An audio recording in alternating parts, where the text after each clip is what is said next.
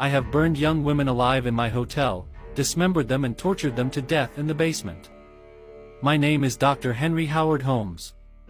And this is my story. I was born Herman Webster Mudgett in Gilmanton on May 16, 1861. Even as a child, I caught smaller animals and dissected them alive. After medical school at the university, I changed my name and moved to Chicago, where I met Elizabeth Holton, a pharmacy owner.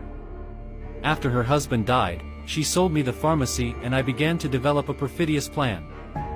With the income from the pharmacy and numerous mortgages, I had a large hotel built on the neighboring property, which I designed myself.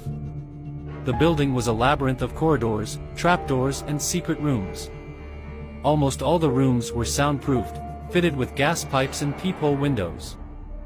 I advertised in newspapers for young women who were looking for work and invited them to my hotel. There I began to kill them in a beastly way. Often I took them to a room filled with gas, where they fainted. Afterwards, I dragged them to the dissecting table in the torture cellar, where I fastened them to table and tortured them to death with my scalpel. The other guests could not hear the screams of the dying because all the rooms were soundproofed.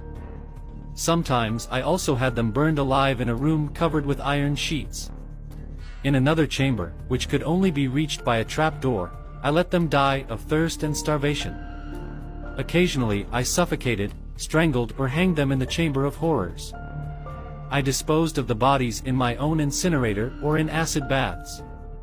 Some bodies I prepared into accident victims and sold the skeletons to universities or anatomical museums. My crimes went undetected for a long time until I was finally arrested in 1895 for the murder of my business partner Benjamin Petit and sentenced to death and executed by hanging the following year on May 7, 1896. The police were able to find the remains of up to 100 bodies, but no one could say for sure. Probably there were up to 200, including some men and children who fell victim to me.